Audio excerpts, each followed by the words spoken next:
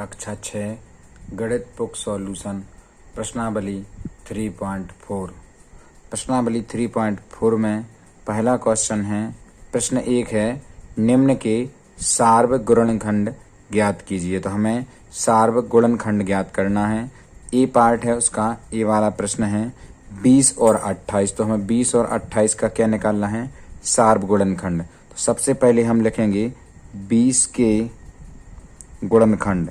सबसे पहले हम 20 के गुणनखंड निकालेंगे। तो 20 के गुणनखंड क्या हो जाएंगे, तो 20 के गुणनखंड हो जाएंगे 1, 2, 4, 5, 10 और 20 स्वयं हो जाएगा। ठीक है, इस प्रकार से आपके हो जाएंगे। इसके बाद हम देखेंगे 28 के गुणनखंड।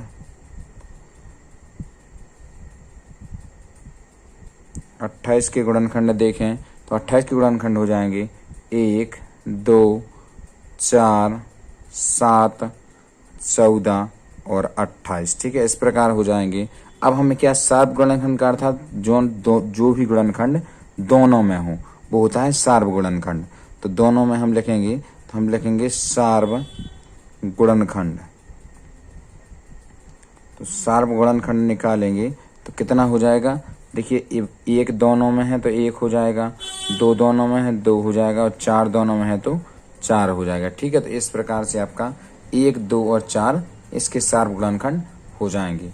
ठीक है, बी पार्ट देखें, इसमें दिया है 15 और 35। तो हम लिखेंगे 15 के गुणनखंड तो आपके 15 के गुणनखंड क्या हो जाएंगे, तो 15 के हो जाएंगे 1, 3 और 5। ठीक है, और 15 स्वयं हो जाएगा, 15 स्वयं लिख दीजिए। ठीक है, इसके बाद हम लिखेंगे 25। तो 25 के गुणनखंड, तो 25 के कितने हो जाएंगे, 1 हो जाएगा और 5 हो जाएगा और 25 स्वयं हो जाएगा। ठीक है, अब हमें निकालना है सार्वगुणनखंड। हम लिखेंगे सार्वगुणनखंड। तो सार्वगुणनखंड कितना हो जाएगा, 1 और 5। ठीक है, ये दोनों में है, 1 और 5 सार्वगुणनखंड हो जाएंगे। अब हम लोग देखेंगे सी पार्ट। तो सी पार्ट में आपका दिया है 35 और 50। ठीक है, 35 और 50। तो 35 के गुणनखंड, तो 35 के गुणनखंड निकालेंगे तो आपके 35 के गुणनखंड हो जाएंगे 1, 5, 7 और 35 स्वयं हो जाएगा। ठीक है, इसी प्रकार आप हम 50 के गुणनखंड निकालेंगे तो 50 के गुणनखंड हो जाएंगे आपके 1, 2, 5, 10, 25 और 50। ठीक है, यहाँ पे 25 है। ठीक है, 25 और 50 ये हो जाएंगे। अब हमें निकालना है सार्वगुणनखंड। तो सार्वगुणनखंड में हम लिखेंगे सार्वगुणनखंड। तो सार्वगुणनखंड हो जाएंगे आपके 1 और 5। ठीक है, ये दोनों में है तो ये आपके सार्वगुणनखंड हो जाएंगे। ठीक है, अब डी पार्ट देखें तो डी पार्ट में दिया है आपका 56 और 120। तो हम लिखेंगे 56 के गुणनखंड। ठीक है, तो 56 के गुणनखंड निकालेंगे।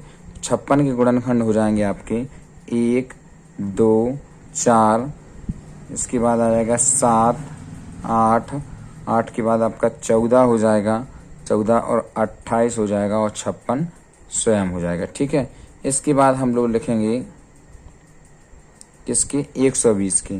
तो 120 के लिखेंगे तो 120 के गुणनखंड। ठीक है, 120 के हो जाएंगे आपके 1, 2, 3, 4 हो जाएगा, 5 हो जाएगा, 6, 8 हो जाएगा, 8 के बाद 10 हो जाएगा, 12 हो जाएगा, 15 हो जाएगा, 15 के बाद 20 हो जाएगा, 24 हो जाएगा, 24 के बाद देखें आप और कितना हो जाएगा, 30 हो जाएगा, 60 हो जाएगा और इसके बाद 120 स्वयं हो जाएगा। ठीक है, अब इनका हम सार्वगुणनखंड लिखें तो हम लिखेंगे सार्वगुणनखंड। आपका सार्वगुणनखंड कितना हो जाएगा, तो इसका सार्वगुणनखंड हो जाएगा 1, 2, 4 और 8। ठीक है, ये दोनों में है तो ये सार्वगुणनखंड हो जाएगा। प्रश्न संख्या 2 देखें। प्रश्न संख्या 2 में निम्न के सार्वगुणनखंड ज्ञात कीजिए। यहाँ पे ए पार्ट में 3 दिया है, 4, 8 और 12। ठीक है, 4, 8 और 12 का हमें निकालना है। ठीक है, तो हम सबसे पहले लिखेंगे 4 के गुणनखंड। 4 के गुणनखंड, 4 के गुणनखंड लिखेंगे तो हो जाएगा 1, 2 और 4 स्वयं हो जाएगा। ठीक है, इसके बाद हम 8 के गुणनखंड लिखेंगे तो 8 के गुणनखंड कितने हो जाएंगे, 1 हो जाएगा और 2 हो जाएगा, इसके बाद 4 हो जाएगा और 8 हो जाएगा। ठीक है, इसके बाद अब हम लोग लिखेंगे 12 के गुणनखंड। तो 12 के गुणनखंड देखेंगे तो 12 के गुणनखंड हो जाएंगे आपके, एक तो हो जाएगा आपका 1, 2 हो जाएगा, 3 हो जाएगा, 4 हो जाएगा, 6 हो जाएगा और 12 स्वयं हो जाएगा। ठीक है, इस प्रकार से आपके 12 के गुणनखंड हो जाएंगे। अब हमें निकालना है क्या, सार्व गुणनखंड। हम लिखेंगे सार्व गुणनखंड। तो सार्व गुणनखंड कितना हो जाएगा, सार्व गुणनखंड हो जाएगा 1, 2 और 4। ठीक है, ये तीनों में ना, 1 है, 2 और 4 ये तीनों में है, तो ये आपका सार्व गुणनखंड हो जाएगा। ठीक है, इस प्रकार से आपके हो जाएगा। अब देखेंगे हम लोग बी पार्ट। तो बी पार्ट में दिया हमें 15, 5, 15 और 25। ठीक है, तो सबसे पहले हम लिखेंगे 5 के गुणनखंड। 5 के गुणनखंड कितने हो जाएंगे, 5 के गुणनखंड निकालेंगे तो 1 हो जाएगा और 5 हो जाएगा स्वयं। ठीक है, इसके बाद हम 15 के लिखेंगे तो 15 के गुणनखंड, तो 15 के हो जाएगा 1, 3 और कितना हो जाएगा, 5 हो जाएगा और 15 स्वयं हो जाएगा। ठीक है, अब हम लोग लिखेंगे 25 के गुणनखंड। तो 25 के गुणनखंड कितने हो जाएगा, 1 हो जाएगा और 5 हो जाएगा और 25 स्वयं हो जाएगा। ठीक है, अब हमें निकालना क्या है, सार्व गुणनखंड। सार्व गुणनखंड। ठीक है, तो सार्व गुणनखंड देखेंगे तो सार्व गुणनखंड हो जाएगा आपका 1,5, क्योंकि ये दोनों में है, 1 और 5 आपके सार्व गुणनखंड हो जाएंगे। ठीक है, संख्या 3 देखें।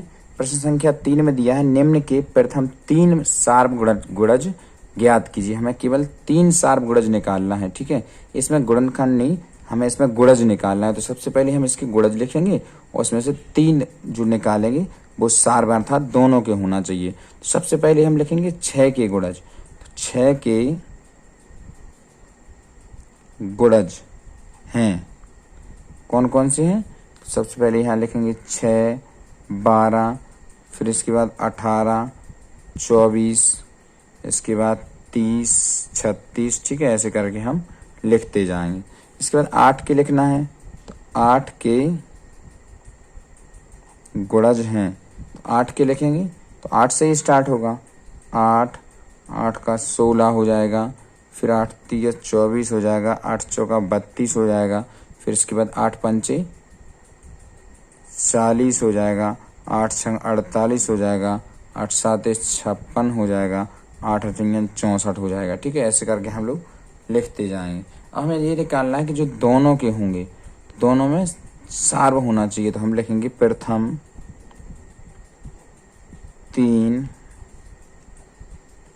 सार्व गुणज। तो ये हो जाएंगे आपके, सबसे पहले तो हो जाएगा आपका एक कौन सा, 24। ठीक है, फिर इसके बाद 24 का जो 24 के गुणज होंगे वो दोनों के होंगे। तो 24 का 48 हो जाएगा, तो 24 दूनी 48 और 24 3 72, तो ये 3 हो जाएंगे आपके सार्व गुणज। ठीक है, इसके बाद हमें 12 और 18 की निकालना है। तो ऐसे ही हम करेंगे 12 के गुणज हैं। ठीक है, तो 12 के गुणज कौन कौन हो जाएंगे, तो 12 के गुणज देखेंगे हम 12, 12 दूनी 24, 12 3 36, 12 चौको 48, 12 पंचे 60, 12 छंग 72, 12 सत्ते 84, 12 अट्ठे 96। ठीक है, इसके बाद 12 नंबर 108। ठीक है, इस प्रकार से होते जाएंगे। ऐसे ही हमें इसके 18 के लिखना है।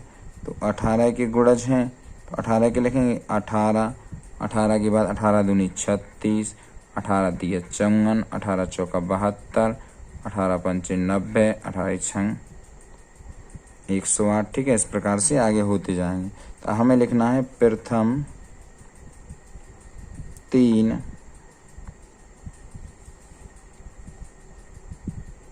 सार्व गुणज।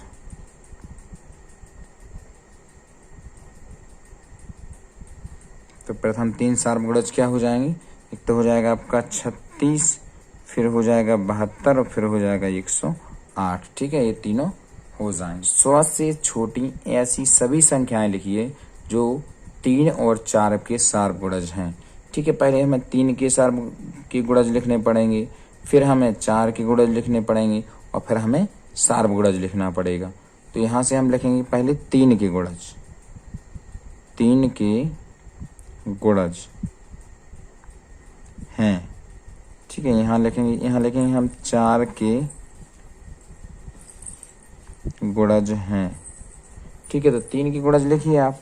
तो 3 दूना 6, 3 तिरका 9, 3 चौका 12, 3 5 15, 3 6 18, 3 7 21, 3 8 24, 3 9 27, 3 10 30। इस प्रकार से डॉट डॉट करके आपका लास्ट में आ जाएगा कितना, 99 तक। ठीक है, इसके बाद 4 का लिखेंगे।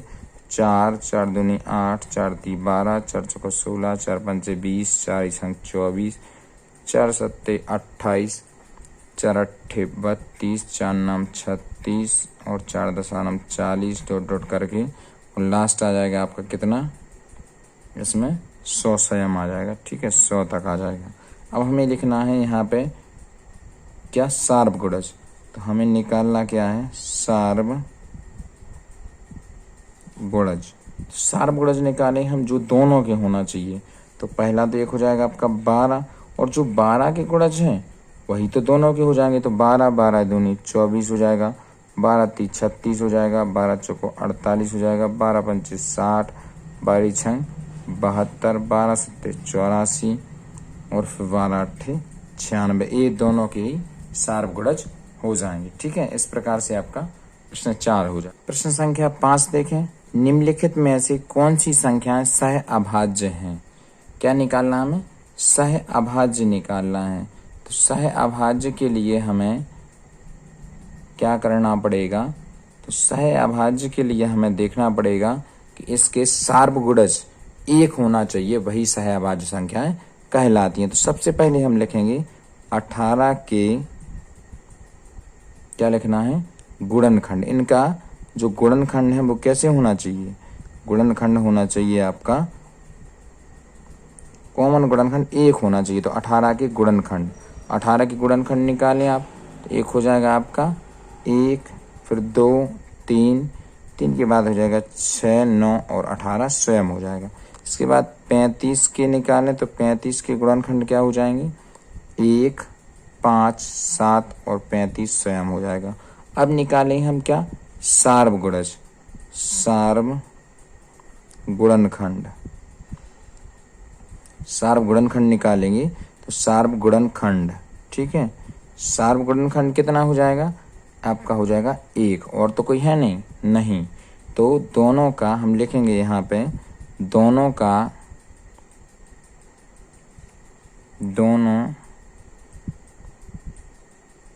संख्याओं का एक ही सार्वगुणनखंड है। ठीक है, तो हम लिखेंगे, तो हमारा क्या निकल आएगा, 18 और 35 सह अभाज्य संख्याएं हैं। ठीक है, इस प्रकार से आपका ये हो जाएगा। 15 और 37 का भी हम इसी प्रकार करेंगे। तो सबसे पहले लिखिए आप 15 के गुणनखंड। 15 के गुणनखंड कितने हो जाएंगे, 1 3 5 और 15 स्वयं हो जाएगा। उसके बाद लिखेंगे हम 37 के गुणनखंड। तो 37 के कितने हो जाएंगे आपका, 1 और 37 हो जाएगा। अब सार्वगुणनखंड लिखिए, सार्वगुणनखंड। तो सार्वगुणनखंड कितना हो जाएगा, 1। तो अगर इसके यहीं पे हो जाएगा, दोनों संख्याओं का एक ही सार्वगुणनखंड है, तो आपके 15 और 37 सह अभाज्य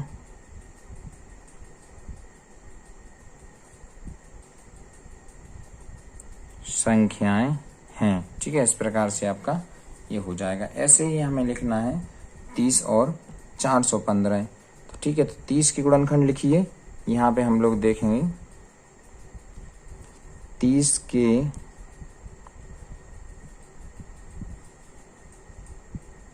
गुणनखंड। 30 के गुणनखंड क्या क्या हो जाएंगे? 1, 2, 3, 5, 6, 15 और 30 स्वयं हो जाएगा। ठीक है, अब 415 के लिखेंगे तो 415 के गुणनखंड लिखिए आप। 1, 5, 83 और 415 स्वयं हो जाएगा। अब निकालेंगे क्या हम? शार्प गुणनखंड।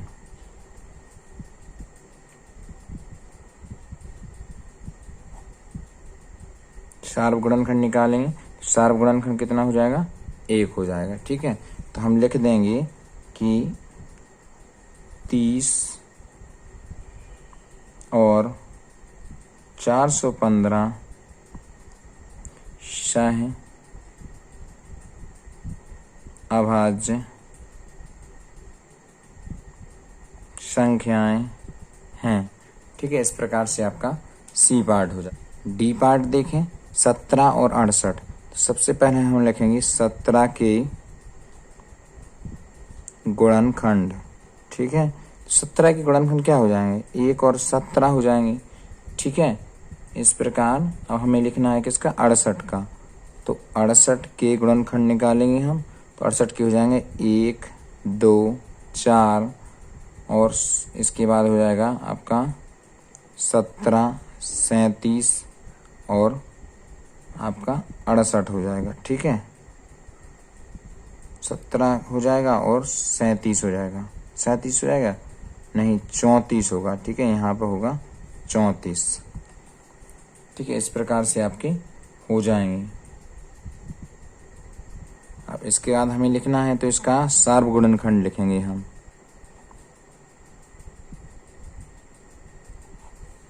शार्प गुणनखंड निकालो तो 1 हो जाएगा और 17 हो जाएगा। तो हम यहाँ लिखेंगे दोनों संख्याओं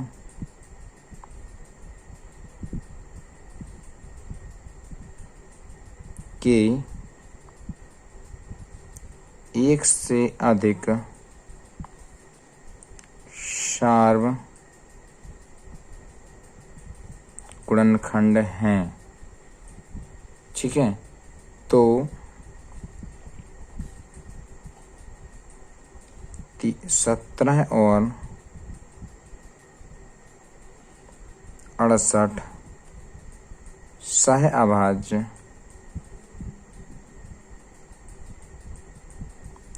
संख्याएं नहीं है। ठीक है, इस प्रकार से आपका हो जाएगा। ठीक है, अब हमें लिखना है ई पार्ट। ई पार्ट में आपका दिया है 216 और 215। ठीक है, तो 216 की गुणनखंड लिखेंगे हम, जिसके बाद 215 की लिखेंगे। तो 216 के गुणनखंड, तो हम गुणनखंड लिखेंगे तो ये हो जाएगा 1, 2, 3, 4 और 6, 8, 36, 72, 108 और 216। ठीक है, इसके बाद हम लिखेंगे 215 के कितने हो जाएंगे? तो हो जाएगा 1, 5 और उसके बाद हो जाएगा आपका 43 और 215। ठीक है, इस प्रकार आपके 215 के हो जाएंगे। अब निकालें हम शार्प गुणनखंड। शार्प गुणनखंड कितना हो जाएगा? 1 हो जाएगा। तो यहीं पे हम लिखेंगे दोनों संख्याएं क्या हैं? दोनों संख्याओं में शार्प गुणनखंड 1 ही है। तो अतः 216 बा 215 सह अभाज्य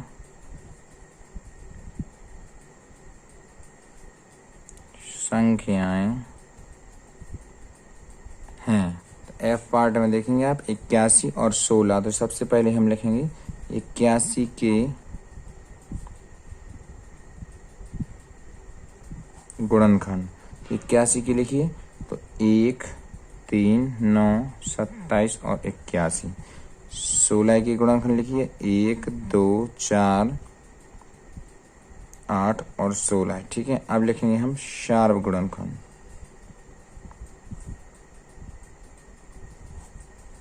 एक हो जाएगा आपका 1 ही। ठीक है, तो आपका एक ही शार्प गुणनखंड है।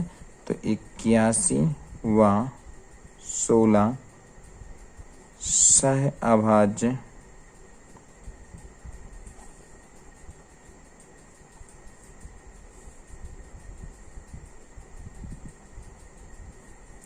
संख्याएं हैं। प्रश्न संख्या 6 देखें। एक संख्या 5 और 12 दोनों से विभाज्य है, किस अन्य संख्या से यह संख्या सदैव विभाजित होगी? ये निकालना है। तो कोई वो संख्या कितने से है? 5 से विभाज्य है और 12 थे, तो 5 और 12 का हम गुणा करेंगे तो कितना निकलेगा? 60। तो हमारा निकल आएगा अतः वह संख्या 60 है। 60 से यह संख्या सदैव विभाजित होगी।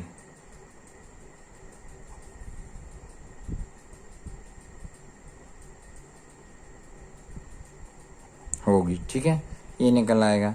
हमें देखना है 7वां प्रश्न संख्या 7 है। 7, एक संख्या 12 से विभाज्य है और कौन सी संख्या है जिनमें यह संख्या विभाज्य होगी? ठीक है, जिनमें नहीं, जिनसे यह संख्या विभाज्य होगी। तो हम लिखेंगे 12 के गुणनखंड। लिखिए 1, 2, 3, 4, 6 और 12। तो हम लिख देंगे वह संख्या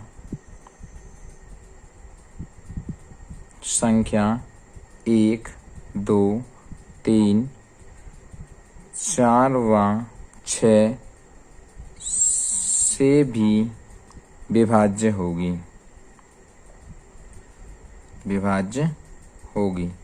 अर्थात जो संख्या 12 से विभाज्य है वह 12 के गुणनखंड से भी